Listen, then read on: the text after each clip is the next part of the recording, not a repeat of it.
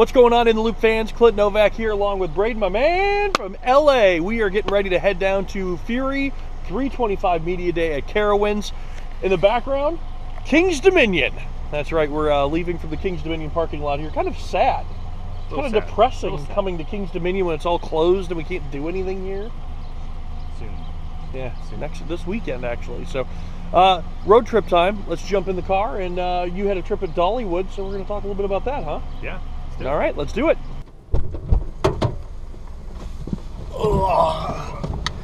Road trip time. Seatbelts on. Yeah. Safety first. We are now in the 2006 Chevy Cobalt, getting ready to get onto 95 and head on down to Charlotte. And we're gonna hit this guy.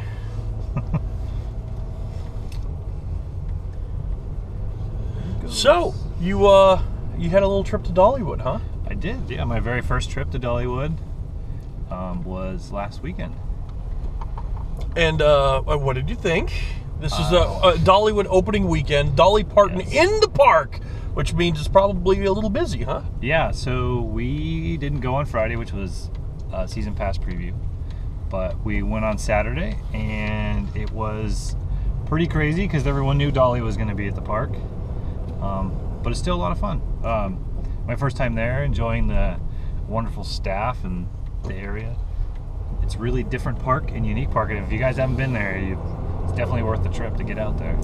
I love Dollywood. I missed it this year. My new job position kept me from enjoying the weekend festivities, but it allowed me to go to Carowinds Media Day. So excited about that. But yeah, I missed out. Usually the best part for me is not actually going to Dollywood. It's going to Gatlinburg. And the cabin. The cabin is usually huge and massive and so cool. And how many people do you guys have in the cabin this year? I believe we had 16 or 17, and it was an 8-room cabin. Was there any drinking or partying going on like that? There was some drinking and some hot tubbing. Oh, how many? Okay, here's the real question. How big of a hot tub was it? Like, how many people was it supposed to fit? It says 6 to 8. 6 to 8, and at any one given time, what would have been the maximum threshold of this hot tub? Well, probably like 6 or 7, but it was more like 4 or 5 people should be in this thing because it had all these weird slopes and fancy like the jets seats and stuff. Yeah, it didn't quite work. So all right. All right, well, let's start. You guys arrived Friday night. What did you guys do when you got there? Went to bed because it was after midnight. Boy, so, you guys are old. Yeah, we're old. But yeah, we woke up and then went to the park. Driving through Pigeon Forge is an experience in its own. It's one of those towns. It's very similar to like iDrive in Orlando or any of those touristy spots where when you're driving, you can't help but look everywhere. There's a Wonderworks, which is a big upside-down house that's sitting there. A Titanic exhibit when you have a whole facade of a Titanic on the road. A Titanic equipped with an iceberg. Yes, the iceberg was there. And not in poor taste whatsoever. No. Not in poor taste at all. No. We wanted to get on the roof and we wanted to film someone on the edge and recreate the scene from Titanic, but do it in Tennessee fashion and say, "Hey y'all, I'm the king of Pigeon Forge." But there's a wax museum with a giant King Kong climbing up a New York skyline. There's we're only about 100 yards into Pigeon Forge at this point. There's a place where you can drive monster trucks. So there's monster trucks sitting on the side of the road. There's helicopters that take off and land all over the place because they do tours. Every variety of go-karts. Yeah, go-karts, and they got sky coasters and the skyscrapers, they call them. The observation wheel. The Jurassic Jungle River boat cruise. Did you do it? Did you do? Oh my God, you didn't do it. No. Legend and Drew would be pissed. Yeah, I'm bummed. I wanted to, and I just barely ran out of time. So, geez, what else was there? There's about 4,000 pancake places. So, and that's not the big question is, did you actually eat at a pancake place? Well, yes, we ate at a Flapjack Cabin, located conveniently next to the world's only salt and pepper shaker museum. But of course, in Gatlinburg, the world's only. Yes. Did you go into the salt and pepper shaker? No, we did not. No? We did Oh, not. come on! I wanted to. Podcast gold, sir. Oh my God, the YouTube hits would be through the roof. I was saying, bless their hearts for protecting America's national treasures, the salt and pepper shakers. Yes, and then that was actually in Gatlinburg. The pancake places are just nonstop. Yeah, it's everywhere. Yeah. The second you get off the exit, you still have 20, 30 minutes by the time you get to Pigeon Forge, and the pancake houses start right there. It's like, here's 7 different pancake places. Yes, Pigeon Forge is, I was told it was wacky and weird, and then you go there and it's overwhelming. It's very strange. There's every variety of food, and it's like Vegas without the casinos, basically. It's fun. And they all have a gimmick that suck you in. Everything has a gimmick. Like the go-kart tracks are elevated. So there's 5 levels of spiraled wood towers, and then there's flat track and slick track and 40-mile-an-hour go-karts. And this is all within a mile of each other. There's a million of them. And then there's a shark aquarium thing that Drew did visit. You walk through a giant shark mouth, and there's the island. We didn't even go to the island, but we drove by the island. You didn't go to the island? No. Oh my God. Spaghetti ice cream. That's all you got to say. Yeah, they got a mirror maze too that's pretty fun there.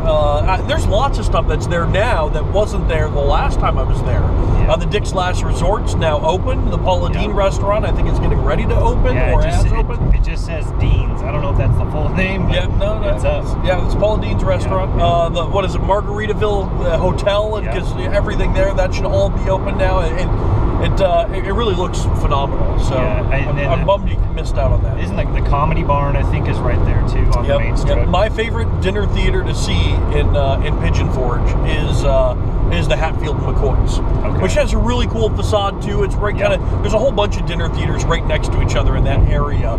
But the Hatfield McCoy's really, really good show. I saw that. One that intrigued me was Biblical Times. Oh yes, yes. Welcome to Biblical Times. It looked like it may have had a twist, a comedy type twist, but probably not too much since it is the Bible Belt. Yes. It is. You can't get too crazy. Dollywood is the only amusement park that actually has a church in it that actually has service on Sundays. That is very true. I was there on Sunday, but I did not see Mass, but it was there. I did see it.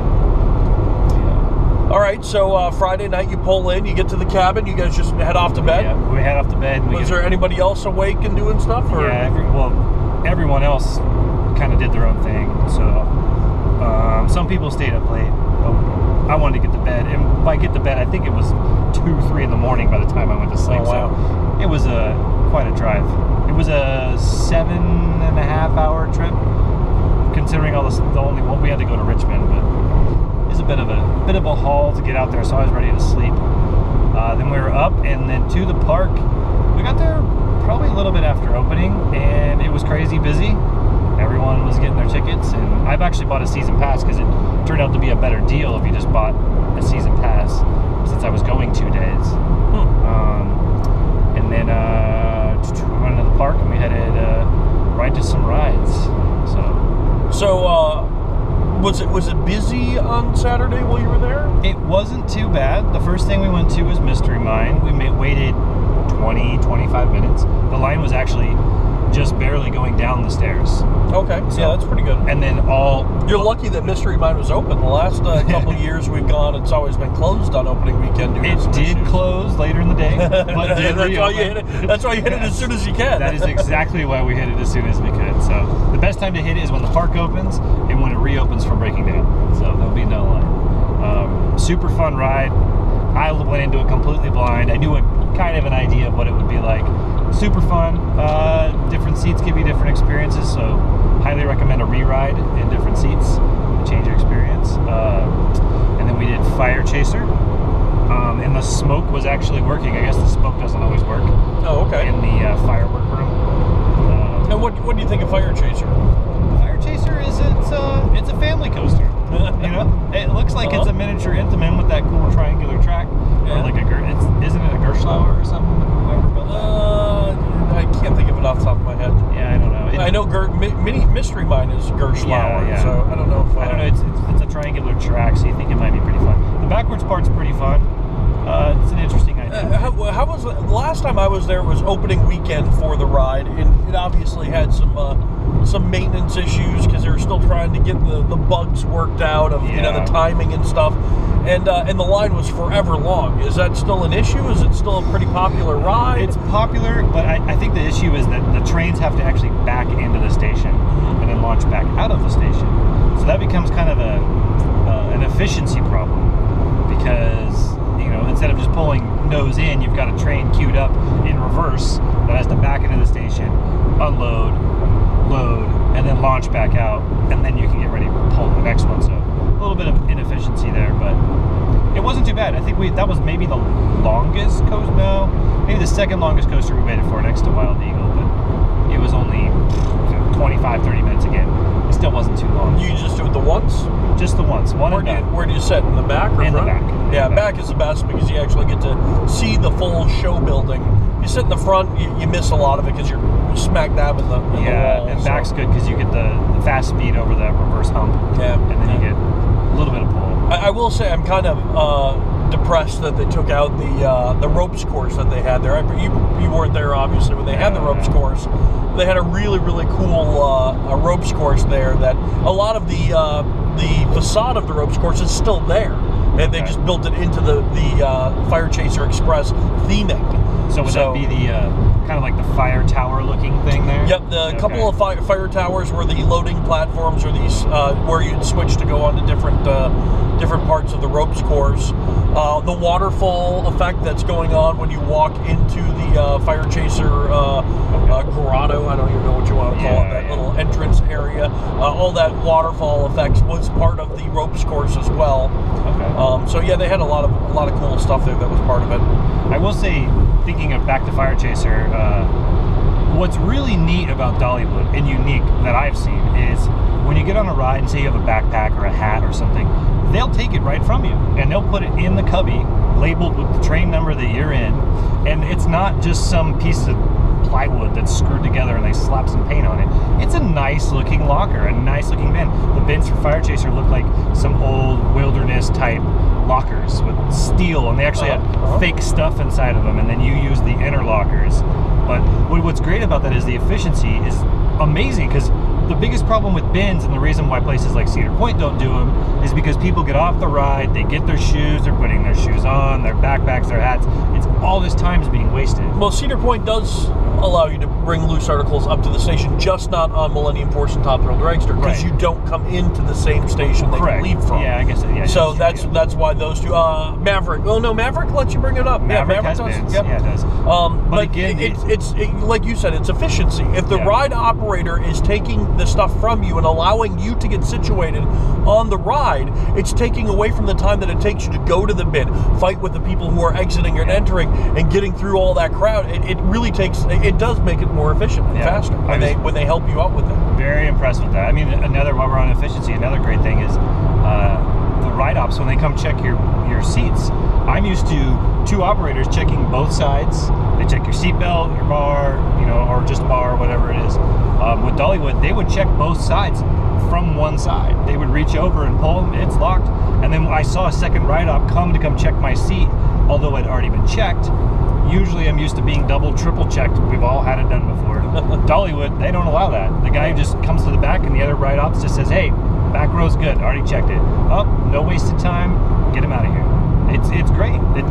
I think that's why the lines were so short. And it's amazing because the Dollywood ride operators, most of them are probably twice, if not 3 times older than any typical ride operator in the industry. Oh, yeah. And they could run circles around any of those guys. I love it. They're Southern good old boys and Southern belles. They're all great. I remember there was a great ride op named Ronnie at Thunderhead. I unfortunately didn't get to meet the old lady that worked at Thunderhead, who I guess is awesome. But Ronnie was working, and he always had a comment for somebody, or was interacting and talking. I was wearing a Mickey Mouse shirt the first day, and it was, oh, Mickey Mouse in the house. And then the second day I was wearing my Wally World shirt. And I get the best t-shirt of the day. I mean, these are things that maybe it's because it's opening day, but no, this was the second day, and he's still interacting, having fun, and it's Disneyland doesn't even get that awesome. Every ride I went on, the ride-ups were great. Everybody. You couldn't go to a bad corner of that park. All right, so did you enjoy any of the food at Dollywood? Because the food is the best. Oh yes, I have my favorite place. Yes, Aunt Granny's. And that's my favorite place. For buffet. Oh, yes. I love it. It's so good. Again, the service is just so great. I mean, everyone there were, you know, older employees, and I mean, we're not bashing older people or trying to say they're old. We're just saying older than what we're used to, because we're used to the 17, 18-year-old kids that are running rides or coasters because they need a summer job type thing. And it's more like people retire at Dollywood than they end up just trying to get a summer job there. So it was great. Aunt Granny's was great. It's a southern type food. You've got fried chicken, grilled chicken, mashed potatoes, mac and cheese, corn. I mean, all the southern comfort. It is really one of the best places to eat at Dollywood. I remember the first time going there when the legend and I went there a long time ago. And that was the place that Pete, the PR guy, he was like, I need to take you guys out to lunch. And that's where he took us, and it was amazing. It was very worth it. I mean, I don't usually drink tea or sweet tea, but I figured while in the South, you gotta drink sweet tea. And the sweet tea was really good. I had sweet tea at another restaurant later that on Monday before we left. Wasn't near as good. Dollywood sweet tea was very good. The guy who helped us, I don't remember his name, but he said that everyone calls him Trouble, and he was quite trouble. Everybody calls me Trouble. He was a lot of fun, interactive. The couple funny moments was he took our drink orders, and we'd asked, you know, what do you guys have, and he said, you know, we've got Coke, Sprite, Tabasco, Coke Zero. He just threw Tabasco in there. Sherry had just asked, did you say Tabasco? And he said, oh, okay, one for Tabasco. What can I get the gentleman? And he brought Tabasco as well as the unsweetened tea that she did order as well. So let me ask you this. Was the server at Aunt Granny's better than the server we had at Applebee's before you guys left? Oh, boy. That guy. If you want a good, awkward service, oh my God, Fredericksburg's Applebee's, about 10 o'clock at night. I feel like the guy was working on his stand-up and his crowd work. He was like a 17-year-old or something working on his stand-up act, and it was just like he was writing it at the moment. Yeah. Everything he was saying was coming up with at the moment. Like, it was not entertaining.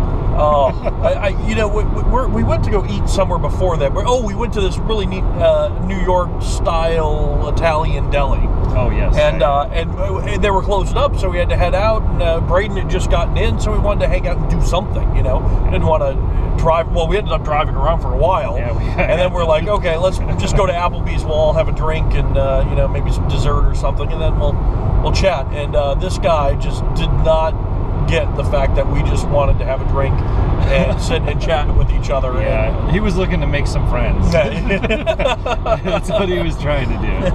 He had no other tables. We were the only ones. Yes. Yeah, very strange. Yeah, no, the guy at Dollywood, absolutely. He was awesome. Again, I mean, the service, you can't say enough about it. I mean, the secret to it is that it's located in just a great part of the country. Pigeon Forge in general is just full of great, good-spirited people. I mean, I went to CVS, and usually you walk into CVS and you're greeted by, welcome to CVS, if I don't say this, I'll get fired, you know, kind of deal. But now you get this, hey there, welcome to CVS, and you're, wow, okay, hey. Like, we left, and she was greeting us goodbye, and it was, you'll come back, and being real friendly, and we left like, yeah, like laughing and smiling on the way out of the store. I'm like, did we just leave CVS with a smile on our face? What the heck? And it's just everywhere we went, every single place. I went to a souvenir place, and there was like one of those, you know, tourist trap souvenir places where they have like every single t-shirt in every single color and every variety. And the guy there, I was just randomly looking at a t-shirt of like 5,000 t-shirts. I'm looking at a t-shirt, and he goes, hi, can I help you? Are you looking for a size? And I'm like, yeah, I'm looking for a small. There's no smalls. He goes, you sure? He comes out. He sees there's no small.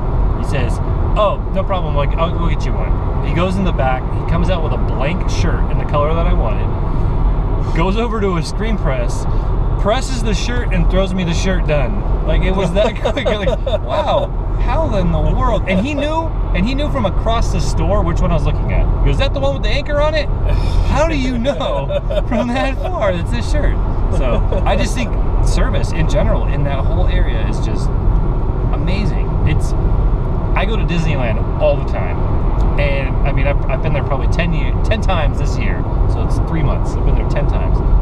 I've never had anyone once act anywhere close to the way that anyone's acted in Dollywood. I've always heard the old myth that if a kid's crying at Disneyland, they go out of their way to help their crying kid. I've never seen it. I've seen crying kids, and I've seen cast members not doing anything about it. I was at Dollywood, and I wasn't looking for it, and it happened. I saw a kid crying. He was really worried. I don't remember what it was about, but he was crying, and a member came over, sat down, and was, "Hey, honey, what's wrong? What can I do to help?"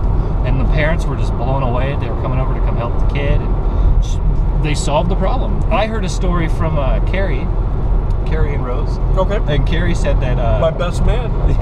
Carrie said that he was there, and a little kid had spilled his popcorn all over the ground. Oh, and about the popcorn. An employee that came over and said, "Did you just spill your popcorn?" He said, "Yeah, I did." He goes, "Follow me." Went over to the popcorn stand, and they filled up his box full of popcorn. I mean, yeah, right. Could you ever imagine? Especially not at Six Flags. Jeez. No, not at Six Flags. No. So that would be another $8.50. And there's a litter fee. Yeah. Oh, did you spill your popcorn? Well, here's a dustpan and a broom. We need to quarantine this area and shut down the ride that's near it. Yes. Wow. What about the train? You get a chance to do the train? Yes. So I don't care how many YouTube videos you're going to watch of Dollywood Express. And actually, I think we have a really good video on our YouTube feed. You should be watching this right now. I'm gonna make Braden's gonna edit this, and where I'm pointing, that's not gonna happen. No, but if you search on our YouTube page, we have, I think, a couple, or maybe just one, that Andrew did of the Dollywood train. You got a special behind-the-scenes look at it. Really, really cool. But go ahead, go on. Seeing that thing in action. I mean, the first time I witnessed it, I was over by Barnstormer, kind of, and that thing came pounding across the ground. You feel it.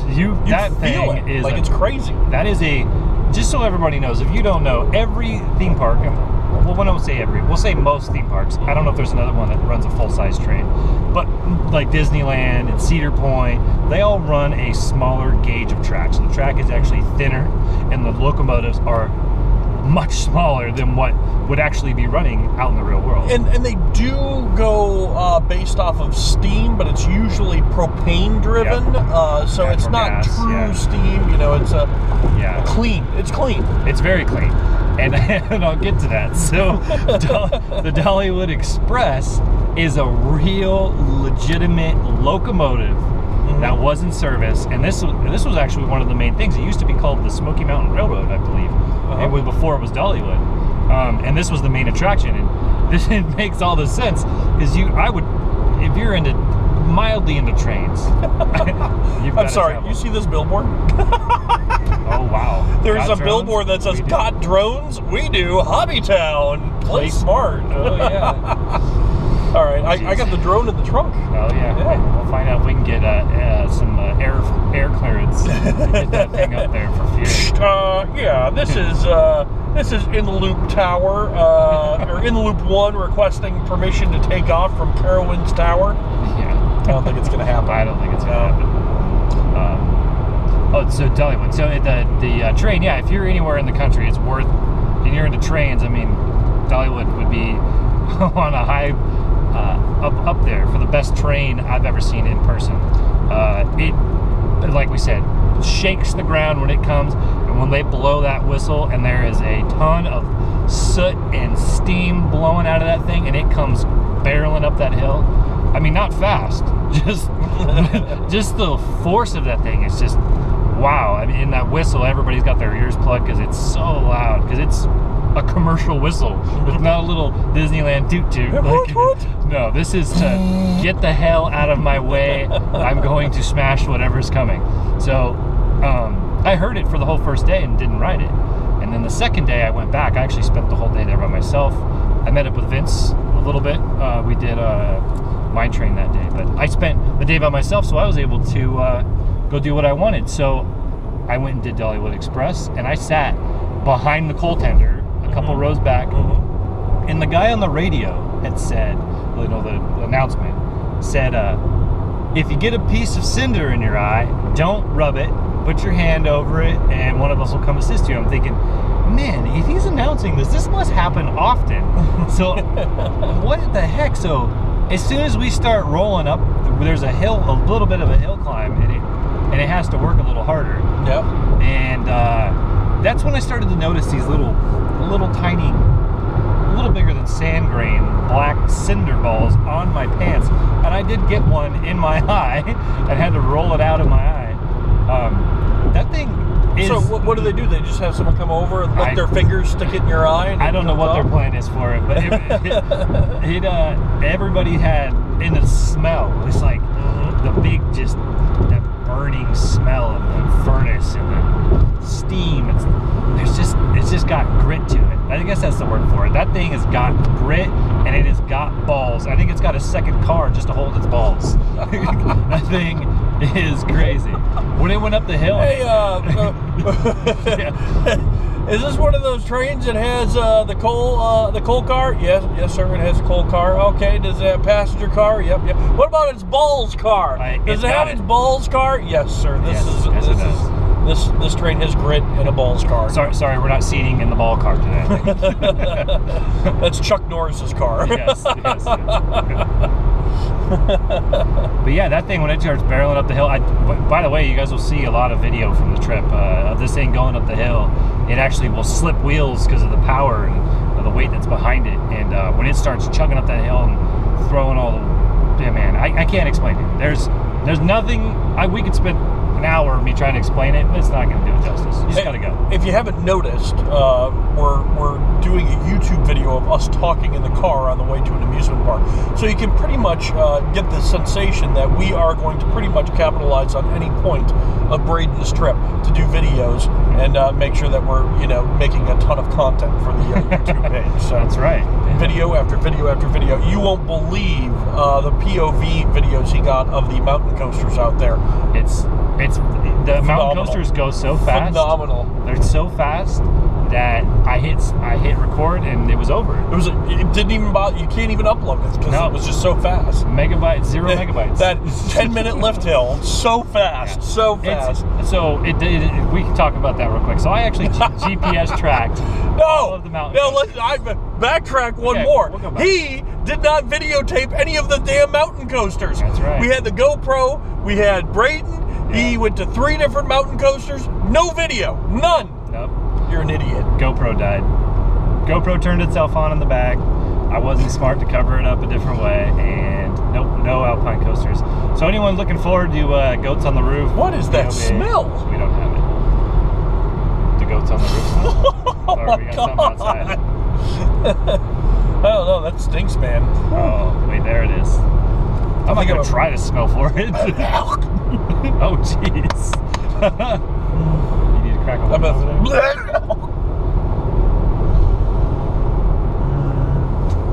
Are you all right over there? You need to crack a window? That was by far. It's outside. It's not me.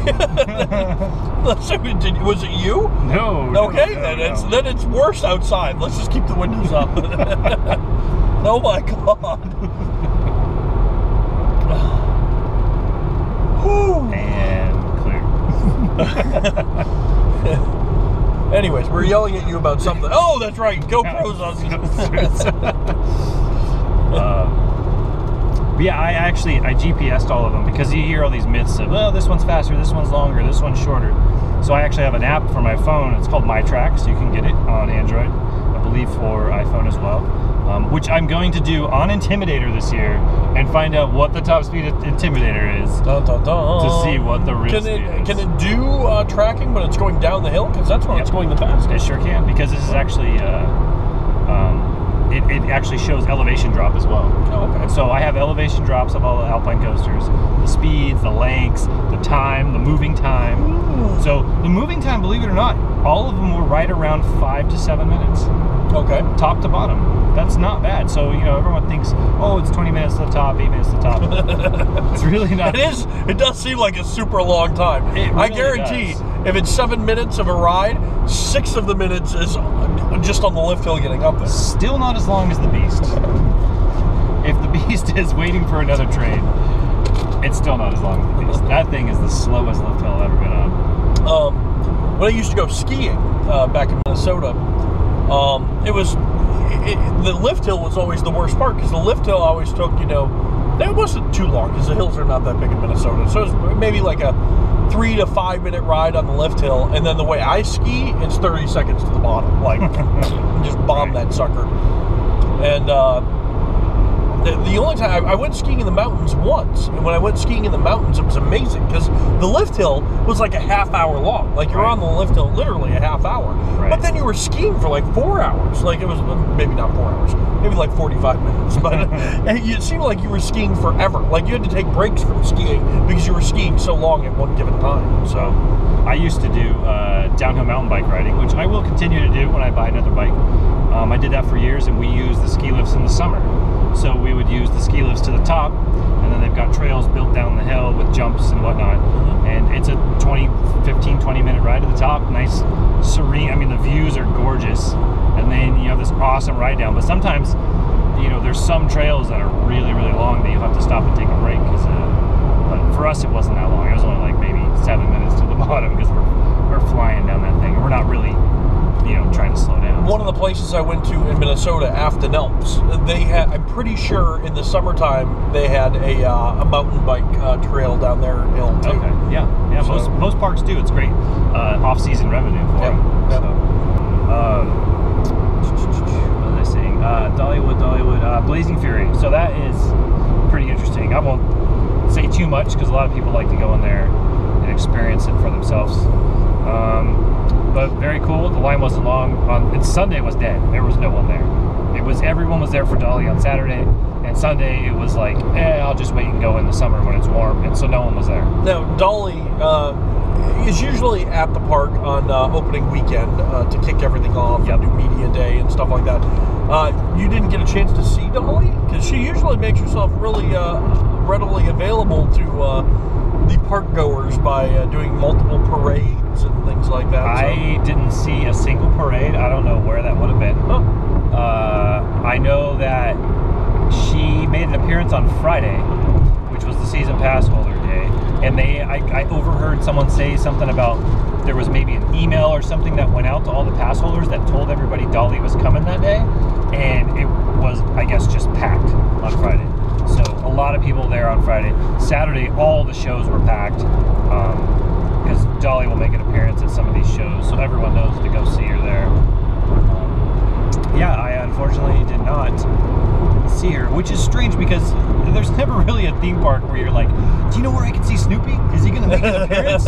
You know, or well, this is different though. Or Mickey Mouse. This is an actual person. They can't just throw a Dolly helmet on. Yeah, I've seen Dolly Parton probably 10 times now, but I still get excited when I see her. I'm like, hey, there's Dolly. I don't get super excited because I can only tell you one song that she sings out of a million songs that she's done. Yeah. But I always thought that Six Flags really should have capitalized more on their Mr. Six. I absolutely hated the Mr. Six masks that the people wore, but I thought it would be really cool if Mr. Six, the actual Mr. Six, would come out occasionally and do a thing. I thought that would be really cool. I got to meet the actual Mr. Six. Did I tell you that? Are you Mr. Six is the dancing guy? Yeah, the old dancing guy. Okay. The old dancing guy. I got to meet the actual Mr. Six. Oh, that's cool. He did a media day for Six Flags America's Tornado Slide. Ooh. Yeah, like all these big media days. I went to King to Cop. No Mr. Six there. Huh. No Mr. Six at the King to Cop media day. You know, but the Tornado Slide opened at Six Flags America. They had Mr. Six. He must have been in the area. Yeah, they should have. That would have been cool. I mean, that's the kind of guy that people still hear that song or see him, and they know. Because Six Flags still embraces the song, so that's still part of their thing, and they still have him on some of their merchandise, like T-shirts and maybe some cups or something. I don't know. It's strange they didn't capitalize it, because if you think about it, everything that they're using is DC or something else they're paying the likeness for. They created that guy. Yeah. They own him. He's known nationally. Why didn't they do anything with him? The commercials were witty and good. They were. They're catchy. It came along about the time where I think it was the Mark Shapiro days, where he was like, get rid of everything. And so it kind of got the axe either during his time or just after he left, and maybe the next person transitioned in. But it was really a bummer, because those were actually amusement park commercials that I would like to see. Yeah. Most of the time, I just sit there and nitpick, and I'm not a big fan of any of the commercials. But Mr. Six commercials, I still look up on YouTube sometimes to see, all the different Mr. Six commercials they had. And they still have the bus on display at Six Flags Great Adventure. You can go see the Mr. Six bus, so it's still there. Yeah, that's a bummer. They things they haven't resurrected. A lot of retro things like the Trolls was a thing in Magic Mountain, and they haven't done anything to bring that back. I mean, maybe it would be like the Singing Mushrooms. They bring them back and no one cares. So it could be maybe a disaster. It could be good. Who knows? But Mr. Six, that's too on the nose to just do it. Yeah, it would be fun to see like cameos from Mr. Six at least. Do a commercial one time and see what happens. Have Mr. Six come in, or even just people in the mask. Like, who cares? Or people pretending to be him. Just find someone that. Or they did, like I said, they did do the Mr. Six mask stuff. I did not like that. He looked very creepy. Well, you could put a bald cap on somebody. Yeah. Bald cap, some black glasses, and the suit. That's all you need. I mean, yeah. They've been doing a lot of the DC characters at Magic Mountain now, and Wonder Woman has quite the figure on her. She's so. My girlfriend pointed it out. She said, she's like, look back at Wonder. She goes, you have to see the butt on Wonder Woman. And it was so. Your girlfriend was pointing out Wonder Woman's butt. She needed a longer cape or something, because that thing it was exposed too much. There was so much hanging out, but they can't bring back Mr. Six. Nope. But Wonder Woman, phenomenal ass. Yeah, and they've also chose to run the African American Green Lantern as well, which confuses a lot of kids. They're like, that's not Ryan Reynolds.